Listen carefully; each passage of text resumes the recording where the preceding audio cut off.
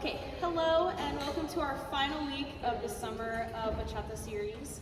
So what we did today is we did a little bit of technique on how to do some safe dips in social dancing. I'm going to go over technique. Cesar is going to do the actual like the partner work part of it. And then we also did a segment of the class where we had the students come up with combos of their own, so I'll be posting that video probably after this one. But yeah, so the first things first, whenever we do dips, we had everyone doing dips just because empathy, but also just to like generally understand what your partner is going through so you're not like throwing them around.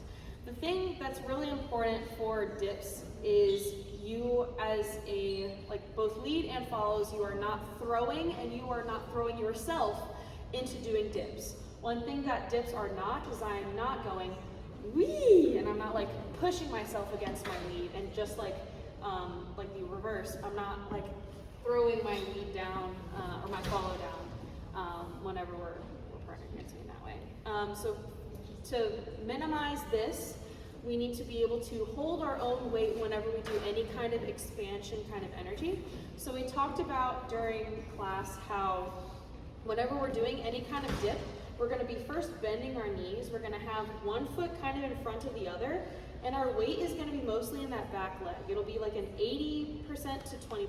So the back leg should have 80, and the front leg should have about 20% of the weight. What we'll be doing is first we'll be closing our chest, like we're going to be pretending like we have a light beam in the center of our chest, and we're going to bring it slightly down.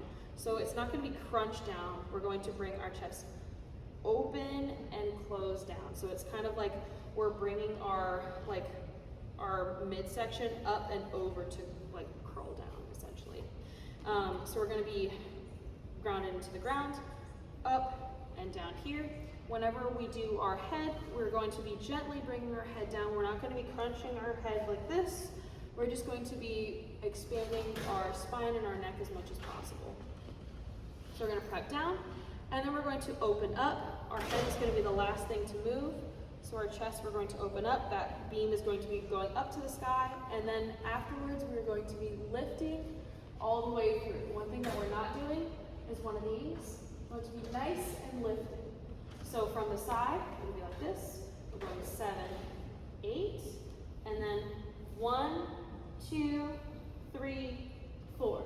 One thing you have to be careful of is not doing one of these. You don't want to push your hips forward or push your hips back. You want to keep everything on your own because whenever we do these dips, we need them to be, you need to be able to do them on your own. So it'll be 5, 6, 7, 8, 1, 2, 3, 4, 5, 6, 7, 8. What can help is breathing out whenever you close your chest and breathing in whenever you open your chest to come back up. But that's how you do it on your own. Whenever you do this in partners, it's basically the same thing. Whenever you're doing the close connection one, we're just connecting in the central close position, and the leads are using a little teeter-totter kind of hand position to be able to open and close. We're just doing the same thing on our own. Yeah, so 7, 8, 1, 2, 3, 4, 5, 6, 7, 8. Yeah, so it's very important here as leads. We talked about us prepping the dip and leading. We're leading the dip. We're not doing the dip for the follow. So it's very different because if you're doing the dip for the follow, that can hurt them. So if you do the dip, it means like throwing them, and we don't want that because you can hurt your neck, especially the follow, and vice versa for the follow. You have to go through all the motion of prepping and going back to doing the dip. You do not throw yourself because you can catch the lead off guard, and you can fall, or you can hurt yourself and you can hurt the lead. One more thing is, me as a leader, when I'm leading the dip, even though I am here holding Nicole's shoulder blades here, that doesn't mean that she doesn't have control of her own body. I can let go here, and she should be able to hold herself down still, Yeah. right? Because you never as a follow want to rely all your weight on the lead. Unless you trust them in that way and you guys both know what you're doing. Yeah, but it's recommended not to do that. Yeah. And then we also went through, so this is the first one where we have our hands here on the shoulder blades of the follow, and we close the follow's chest, and then we go to neutral, and then we open to complete the dip. So again, close connection here, central connection. We close the chest, meaning bring the follow shoulder blades towards us. Then we let go a little bit. Now we're in the neutral, and then we let go a little bit more, and we are now dipping. Okay, so it's 3 motions: closing, neutral, open.